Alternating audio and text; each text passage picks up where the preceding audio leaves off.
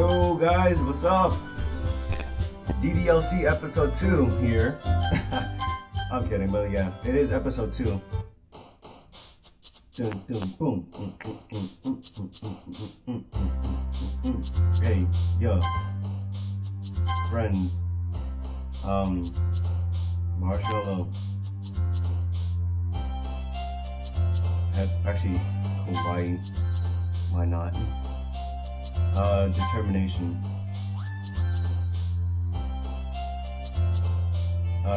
Judgment. Chocolate. Bliss. Let's put silliness. Shopping. Excitement. Sensation. Peaceful. Bunny. We'll put a bunny in there, why not? And then put sunny. And then lucky. Then what? Joy. And then milk. And where is it? Infinite. And then sweet. There you go. Yay! Another day passes and it's time for the club meeting already. I've gotten a little bit more comfortable over here. I can't speak. I've gotten a little more comfortable here over the past few days. Past couple days. Entering the club room, the usual scene greets me. I got your yo, Sayori. Looks like you're in a good mood today. I'm just still not used to you being in the club, that's all. I see. That's a pretty simple thing to get you in a good mood. But I guess it's always the simple things with you anyway. Speaking of which, I'm kinda hungry. Do you come with me to buy a snack? No thanks. Eh? That's not like you at all. I have my reasons. Why don't we take a look at your purse, Sayori? Eh? Why that all of a sudden? No reason really. Just wanna look at it. Sayori nervously retrieves her coin purse. She fumbles with the latch and gets it open. Then she turns it upside down and let the contents spill onto the desk. Only 2 small coins fall out.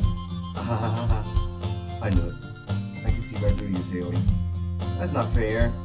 How do you even know? It's simple. If you had enough money in the first place, you would have bought a snack before coming to the club room. So either you're not hungry and wanted an excuse to take a walk, or you plan to conveniently forget that you spent all your money so that I would lend you some. But there's one more thing. You're always hungry! And that's all that only leaves the one option. Wah! I give up. Don't make me feel guilty. If you feel guilty, that means you deserve to feel guilty. Ha ha ha. Yuri suddenly giggles. Eh? I didn't know that she was listening in. Her face is in her book, as always. I wasn't listening or anything. It was just something in my book. Cow. Yuri.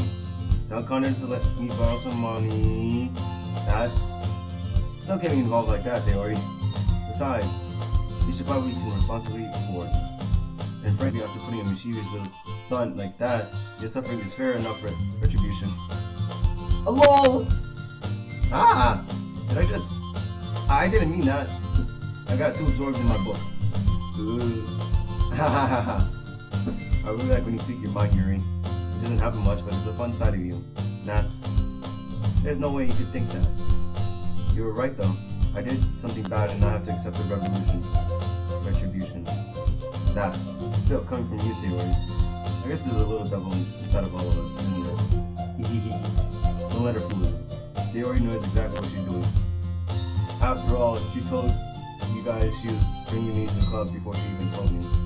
But you wouldn't have come for the cupcakes. So I had to trick Masuki into making them. Come on, give me more credit than that, Sayori. Out of nowhere, something smacks Sayori in the face and tumbles onto the desk. Wow. Ah! Ow. What was... Eh? A cookie? Fair enough, there's a giant cookie wrapped in plastic. Sayori glances around. Is this a miracle? Because I paid my retribution. Actually, that might almost work. Ha ha ha. I was just gonna give it to you. Then I heard you loud about the cupcakes. Also, it was totally worth seeing your reaction though. Ha ha ha. That's so cute. That's so nice of you. I'm so happy. Sayori hugs the cookie. Jeez, just eat it. Sayori rapidly tears open up the wrapper and takes a big bite. Oh god. Sayori suddenly claps her hands over her mouth. Her breath like gone. Going through a lot just over one cookie. Natsuki takes a bite of her own cookie. Yours looks really good too, Natsuki. Can I try it? Jeez. Beggars can't be choosers. But yours is chocolate. Yeah, why do you think I gave you that one? Fine. Still, I'm really happy that you shared this one with me. Jerry gets out of her seat and goes behind Natsuki and wraps her arms around her. Ah, jeez. I get it. Cookie still in hand, Natsuki reaches up to nudge Sayori off her home. Sayori suddenly leans down and takes a bite of Natsuki's cookie. Hey! Did you seriously just do that? Mouthful. Sayori trots away to safety. Yuri and I laugh as well. Jeez, you're such a kid sometimes. Monica, can you tell Sayori? Eh? Natsuki glances around. Monica is in the club room. Where's Monica anyway? Good question. Have any of you heard about... Have any of you heard anything about her being late today? Not me. Yeah, I haven't either. That's a bit unusual. I hope she's okay. Of course she's okay. She probably just has something to do today. She's pretty popular after all. Eh? You don't think she has a... I wouldn't be surprised. She probably works that full and all of us combined. That's true. Excuse me! Suddenly the door swings open. Sorry, I'm super sorry. Ah, there you are. I didn't mean to be late. Hope you guys weren't worried or anything. Eh? Monica chose the club over her boyfriend after all. She's so strong-willed. Boyfriend? A boyfriend? What on earth are you talking about? Monica quizzically glances at me. Ah, never mind that. What held you up anyway? Well, my last period today was study hall. To be honest, I kinda just lost track of time. That makes no sense though. You would have heard the bell ring at least. I must have not heard it since I was practicing piano. Piano? I wasn't where you played music as well, Monica. Nah, I don't really. I kinda started recently. I always wanted to learn piano. That's so cool. You should play sometime for us, Monica. Monica looks at me. Maybe once I get a little bit better, I will. Yay! That sounds cool. I also look forward to it. Is that so? In that case, I want you down, Condor. Monica smiles sweetly. I didn't mean any pressure or anything like that. Don't worry. I've been practicing a whole lot recently, and I really love the chance to share it once I'm ready. I see. In that case, best of luck. Thanks! I didn't miss anything, did I? No, not really. Until Lily's Harry's mischievous escape. So Natsuki would end up complaining for her. Anyway, looks like everyone has already settled down. Sayori somehow already finished her entire cookie. Yeah, you hungry woman! Yuri's back to her book and Natsuki disappeared into the closet. Bruh. Condor! Sayori suddenly comes up to me. I'm gonna get some supplies from another classroom. Wanna come with me? Supplies? What for? Oh, you know how the festival's coming up. Me and Monica were gonna make some posters and stuff. So I need to go find some crayons, markers, and glue sticks. I see.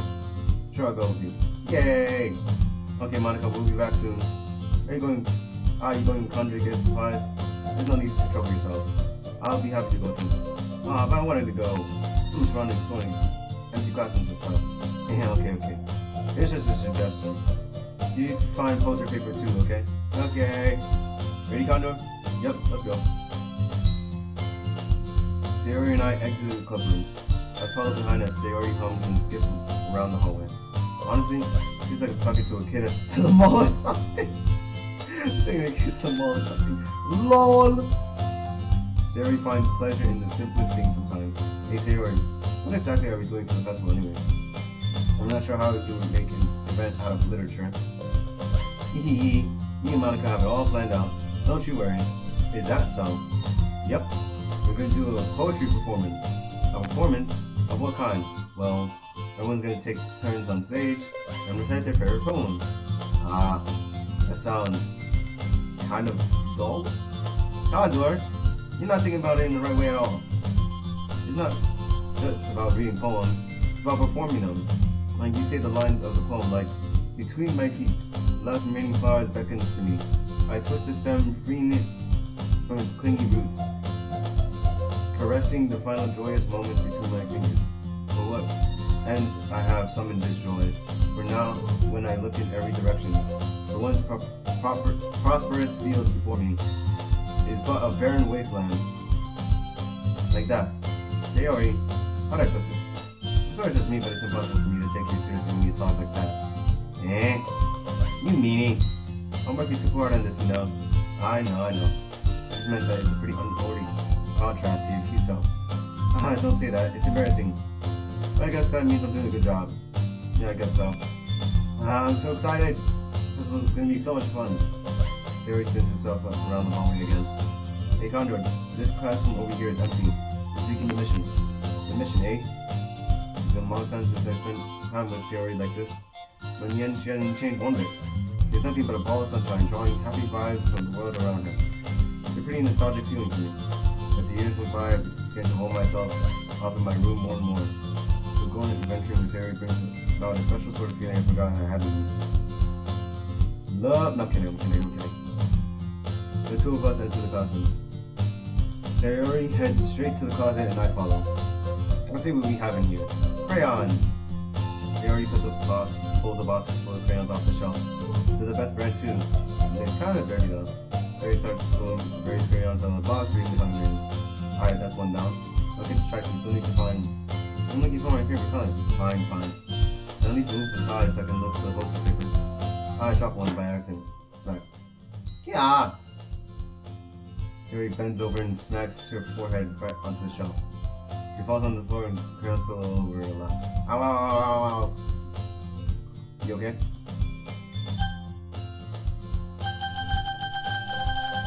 My forehead.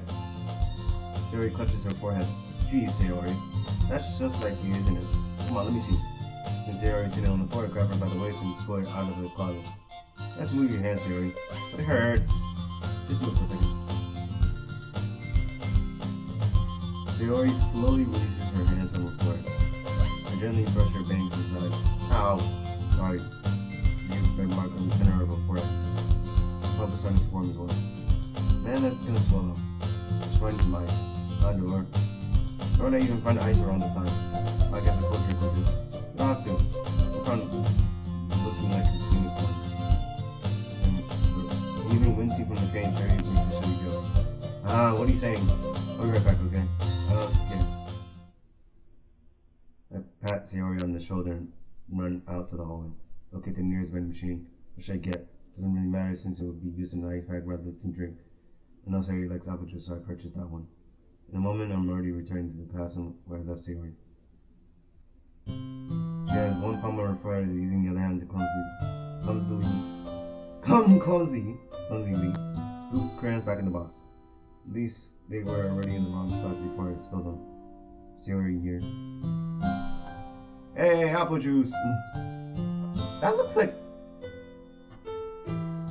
concentrated apple juice. Not gonna lie, but you know, bottled apple juice. It's nice and cold. Sayori opened the cap and started drinking from it. Sayori, what are you doing? It's for your forehead, idiot. Sorry, I forgot. I forgot. How hard did you hit your head? Sayori placed the bottle again. The bump on her head. It stings. Just bear with it. It'll feel better soon. Looks like you know most of the crayons, so that's good. Condor, hey Condor. This kind of reminds you of growing up, doesn't it? Yeah, what do you mean? You know, you used to play outside all the time. I always try to keep up with you. You're kind of oblivious in some ways. Like I usually fall behind or had trouble climbing on the things you did. But sometimes when I tried to do things I couldn't, I would get myself hurt. I fall and scrape myself and get a bump. And I would start crying really hard. And you would could rush over as quick as you could. You tried really hard to get me to stop crying. It was almost like you blamed yourself and were afraid of getting in trouble if someone found out. Even though it really wasn't your fault at all, you know? Did I really do that? Yeah.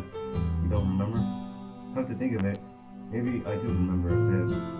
I guess I was always so focused on my games that I didn't pay enough attention to you. So anyway, it was my fault. Kind of like this time too. I wasn't rushing you out the closet, you probably wouldn't have hit your head. Condor, I don't think you realize it, but you always think about other people.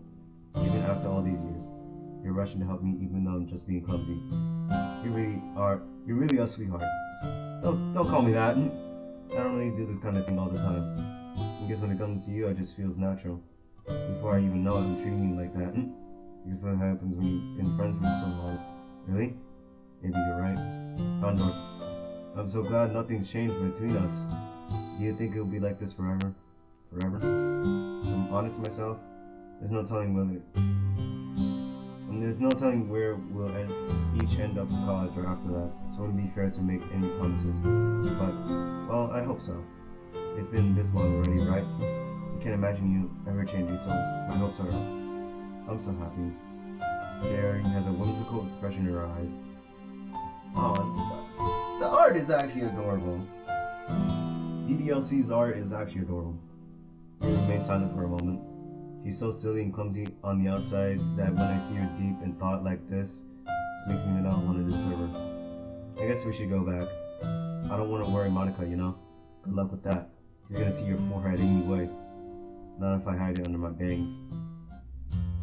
Sayori hops to her feet. Ah! She clutches her forehead again. Don't stand up so fast after hurting yourself. I guess it's late now. Anyways, let's go. Boom, the vibe! The vibes! Man, I could just sit here, just let the music play out, but like, we gotta go. For more! I follow Sayori out of the classroom. Sayori plays with her fangs to try to hide the bug without much success. In a moment, we make it back to the club room. Ah, you're back. Good timing, I was just ready about to start sharing our poems. And Sayori, your forehead. Sayori, no! I'm kidding. Your forehead. She's fine. Don't worry about it. I was playing with the crayons and smacked my forehead onto the shelf. Into the shelf. Awkward. Well, anyway, were you able to find everything you needed? I have it right. Eh? Very frantic glances around herself. I forgot stuff. Calm down, Sayori. I have it all right here. On the poster paper too. Sounds like you ended up doing all work, Condor. Oh well, Sayori. I failed to come up with an excuse for Sayori. I made it an adventure. Yeah, about that. Yeah, that. Ah, okay. In any case, good work. I'll start working on the posters tonight. Me too. Okay, everyone. Are you ready to share your poems? Yes, I should grab mine. I have to make sure the crayon box is closed slightly as I return to my seat. Alright, back at the task at hand. Who should I show my poem first? Let's give it to Monica first. Hi again, Condor. How's the writing going? Alright, I guess. I'll take that. As long as it's not going bad. I'm happy that you're applying yourself. Maybe soon you'll come up with a masterpiece. I wouldn't count on that. You'll never know. Want to share what you wrote for today? Sure. Here you go. I give my poem to Monica. Alright. It's pretty good. It makes me think of Sayori, like the other one that you wrote. You two are like the dynamic duo. That's kind of exaggerating it. Yeah, probably. We do spend a lot of time with her, even in this club, don't you? Then again, I don't blame you for being a little shy. I'm not shy, it's just... I'm just teasing. I know it takes a bit of time to make friends with everyone. But Yuri and Natsuki are super interesting people, so don't be afraid to give them your share of time. And you can talk to me every now and then too. I'm not like unapproachable or anything, am I? Ah, no, it's nothing like that. I'm just still getting used to being here, that's all. Yeah. I'm sorry if I was putting pressure on you or something. I really didn't mean like that. No, don't worry. I get what you're saying. Alright. But anyway, I'm gonna read my poem now. I like the way this turned out, so I hope you do too. Alright, let's take a look. Save me. The colors, they won't stop. Bright, beautiful colors, flashing, expanding, piercing. Red, green, blue, and endless cacophony of meaningless noise. The noise, it won't stop. Violent, grating waveforms? Yeah, waveforms. Squeaking, screeching, piercing. Sine, cosine, tangent. Like playing a chalkboard on the turntable. Like playing a vinyl on a pizza crust. An endless poem of meaningless. Load me. That is random, but okay. It's even more abstract than your last one, huh? Haha. I guess it's just the way I write. I'm sorry if you don't like it. No, I never said that. I just kind of the thing I've never really seen before, I guess. I kind of like playing with my space on the paper. Choosing where and how to space your words can totally change the mood of the poem. It's almost like magic. The way I wrote the lines really short makes them feel like they're trying to speak over the noise. I see. It's still hard for me to tell what's about, though. Sometimes asking what a poem is about isn't the right question. A poem could be abstract, as a physical expression of a feeling, or a conversation with the reader. Putting it that way, not every poem is about something. Anyway, here's Micah's writing tip of the day. Sometimes you find yourself facing a difficult decision. When that happens, don't forget to save your game. You never know what might change your mind, or when something unexpected might happen. Wait, is this even about writing? What am I talking about? Ha ha ha ha. That's my advice for today. Strange. Thanks for listening. Very strange. Alright, let's do Josh Boy 250's crush. I'm kidding. No, I'm kidding. But seriously, let's actually give it to Yuri.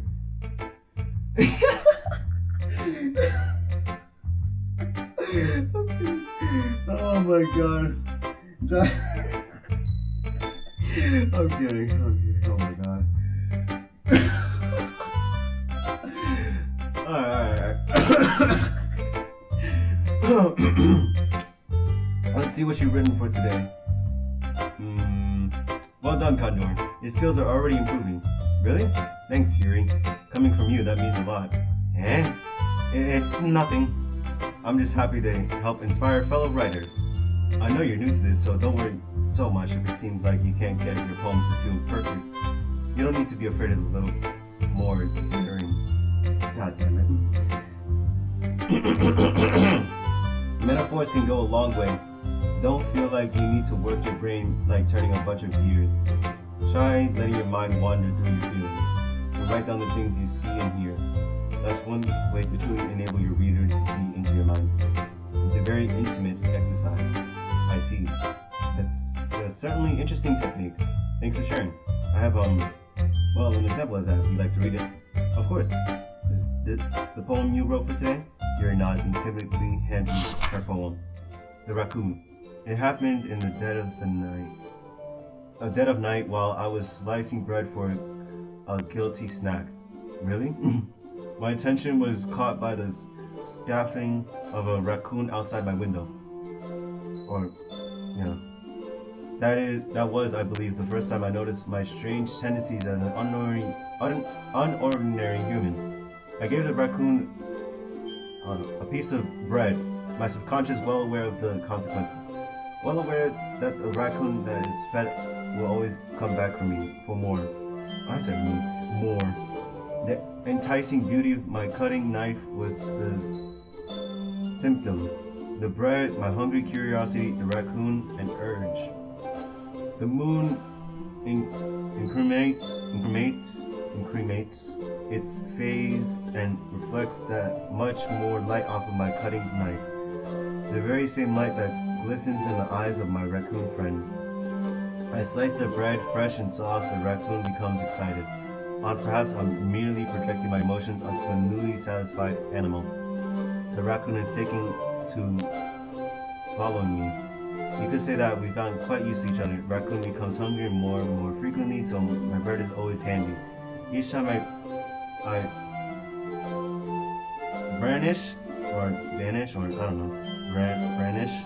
my cutting knife, the raccoon shows me its excitement. A rush of blood. A classic palpation conditioning. I slice the bread and I feed myself again. I was a little more daring with this one than yesterday's. I can see that. It's a lot more metaphorical. I don't know if it's my fault, but I can't begin to imagine what this poem is about. That's right. It's a bit closer to my preferred writing style, using the poem as a canvas to express vivid imagery and conveying emotions through them. Yeah, if I take it at face value, and I can't figure out what it's supposed to mean, well, I think that it's something that different people can relate to in their own way. I want to express the way it feels for me to indulge in my more unusual hobbies. It's those sorts of things I'm usually forced to keep myself. So I sometimes enjoy writing about them. Why do you keep them to yourself? Because they're embarrassing. And people will make fun of me. Don't you have like anything like that, Condor? Well, yeah, I guess I do. I feel like everyone has a little something like that. The best we can do is respect each other and our individualities.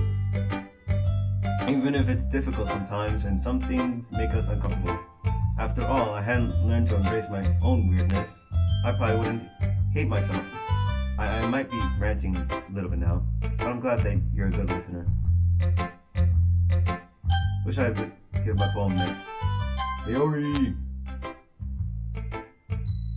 The Condor, I really do love your poems. I can't believe you're hiding these from me. I'm not hiding anything, but your poems are so good. Yesterday's and this one's too. You can't tell me you haven't done this before. I mean, you're really the only one who feels that way, so... No way! Not even Natsuki? I guess Natsuki's the least likely to admit how much she's like something. But I don't think that. What do you mean? Well, I guess I'll be honest with you about it. It's like easier to write poems when I'm thinking about you. Stop thinking weird things, idiot. I just mean you're a really expressive person, I guess. How am I supposed to write poems about my own stupid life? But you somehow make everything in your life an adventure. Even little things, like cooking. Let's not talk about that. So yeah, I guess what I'm saying is I can feel more feelings through you than I can through myself. We have that kind of weird connection. It's your fault being in my business all the time. I don't know if I understand. Sigh. You never understand when I try to explain things to you, do you, Sayori? I pat Sayori's head. Hey, I'm not a kid, you know. Are you sure about that? Maybe. Sayori starts fiddling with her pencil between her hands. Hey, Kondo, you give me your poem? I kinda want to keep it. Huh? Why? Because, well, the first time you written something for me. Huh? Sorry, you completely misunderstood. I didn't write this for you. Sigh. Are you even listening anymore? Oh, whatever. I'll give it to you when we go home. Really? Snap. I broke my pencil. Sayori hastily bends down to pick up the pieces that she dropped. But being an native to her surroundings, she bumps right into me. So sorry. It's fine. I'll get it for you. I bend down and picked up the broken pencil. Sayori clutches the desk beside her to support herself with her knees shaking. I'm a little clumsy today. Let's sit down, Sayori. Yeah. God damn it. I grabbed Sayori's arm and helped her sit at the desk. Anyway, someone read your poem. Oh, sorry, I forgot about that. It's not as good as yours. Jeez, don't worry. Sure, I'll like it. Bottles. I pop off my scalp like the lid of a cookie jar. It's the secret place where I keep all my dreams. Little balls of sunshine, all rubbing together like bundles of kittens. I reach inside with my thumb and forefinger and pluck one out. It's warm and tingly, but there's no time to waste. I put it in a bottle to keep it safe, and I put the bottle on the shelf with all the other bottles. Happy thoughts, in bottle, all in a row. My collection makes me lots of friends. Each bottle a starlight to make amends. Sometimes my friend feels a certain way. Down comes a bottle to save the day. Night after night, more dreams. Friend after friend, more bottles. Deeper and deeper my fingers go. Like exploring a dark cave, discovering the secrets hiding in the nooks and crannies. Digging and digging, scraping and scraping, I blow up dust off my bottle caps. It doesn't feel like a time elapsed. My empty shelf can use some more. My friends look through the locked front door. Finally all done, I open up and in come my friends. In they come in such a hurry. Do they want my bottles that much? I frantically pull them from the shelf one after the other, holding them out to each and every friend. each and every bottle. But every time I let one go, it shatters against the tile between my feet. Happy thoughts, in shards all over the floor. They were supposed to be for my friends who aren't smiling. They're all shouting, pleading, something. But all I hear is echo, echo, echo, echo, echo inside my head. Holy crap. Sarah, did you really write this? Of course I did. Didn't I tell you yesterday I was gonna write the best poem ever? Yeah, but I didn't expect something like this coming from you. Monica taught me a whole lot, and I've been really in touch with my feelings recently. I see that. It's almost kind of creepy. Creepy? Well, not exactly. Maybe because I'm so used to you being cheerful. Well, never mind. I'm thinking too hard about it. Point is, it came out good, so you should be proud of it. Aw, thanks. I feel like I was meant to express myself this way. Even help me understand my own feelings a little bit better. Writing is like magic. You got pretty passionate about this, huh? Hope you keep it up. Yeah. Writing's the best. I'm gonna keep writing until I die. Ha. Don't get ahead of yourself. Sarah is always having get obsessed with something before dropping no more than a week later. I wonder if this is one of those times. But seeing the passion in her eyes makes it hard for me to be pessimistic. Who should I write my poem? Who should I show my poem? Next.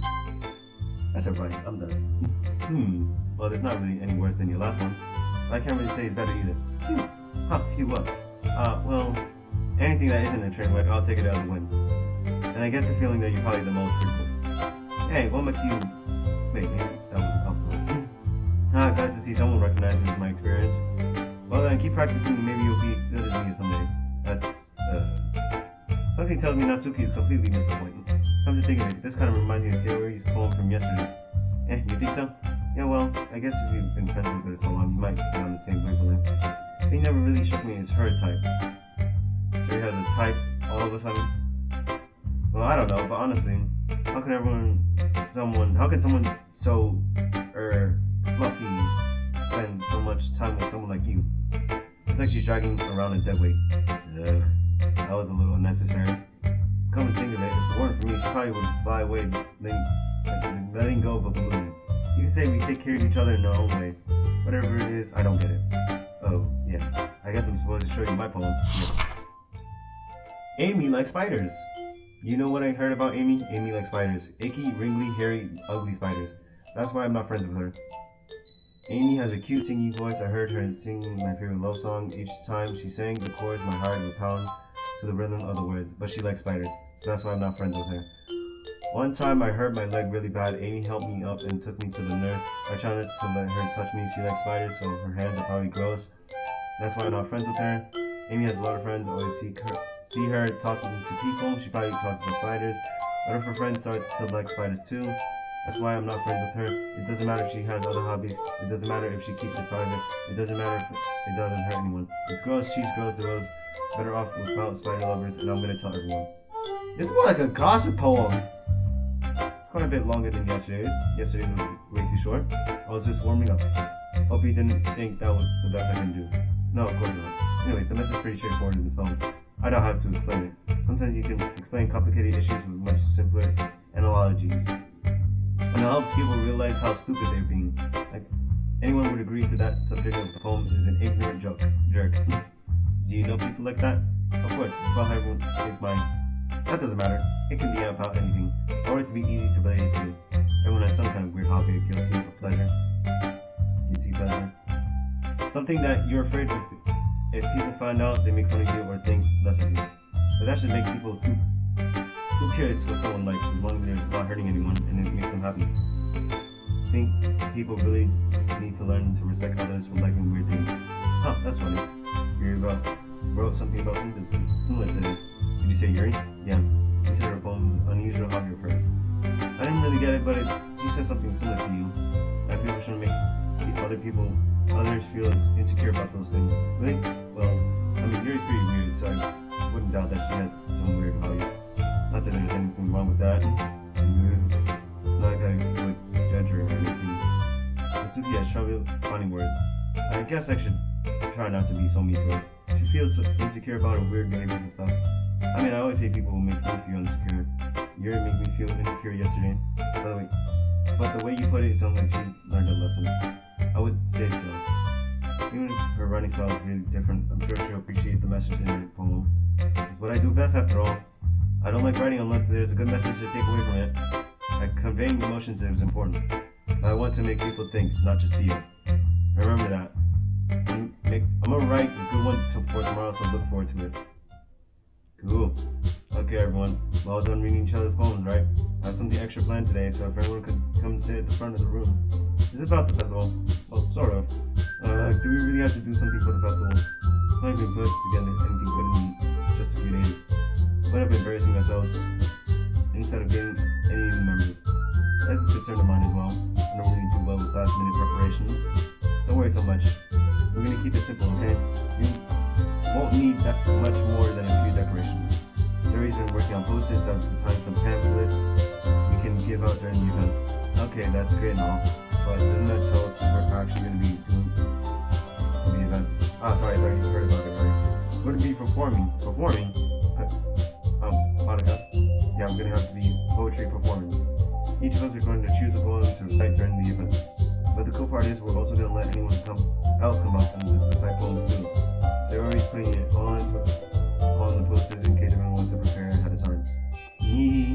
Terry has been coloring posters up for us to see. Are you kidding me, Monica? You didn't start putting those posters out, did you?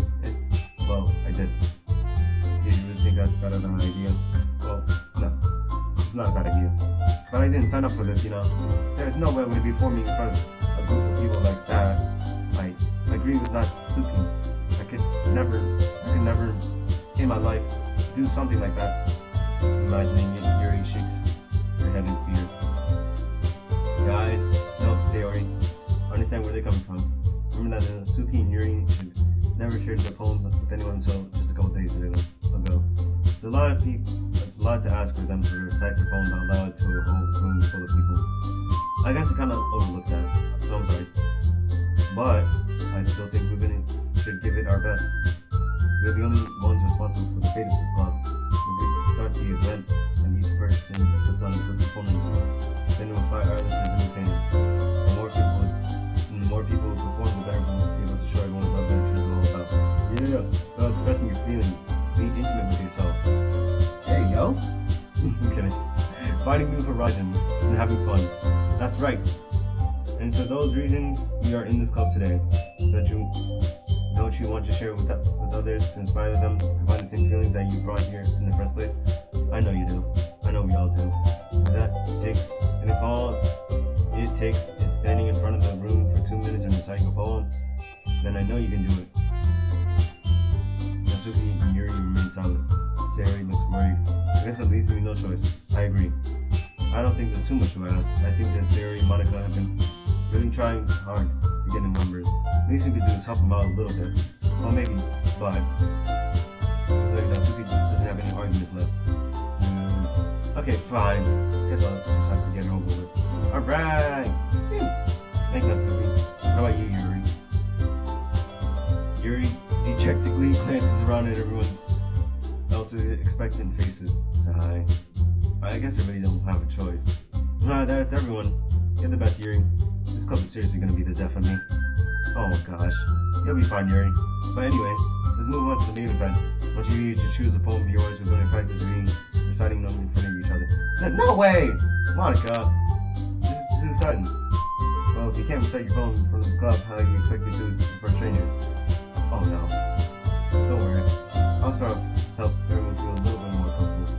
Can I go next? Of course. Let's see. Monica flips her notebook to the specific poem she has in mind for herself.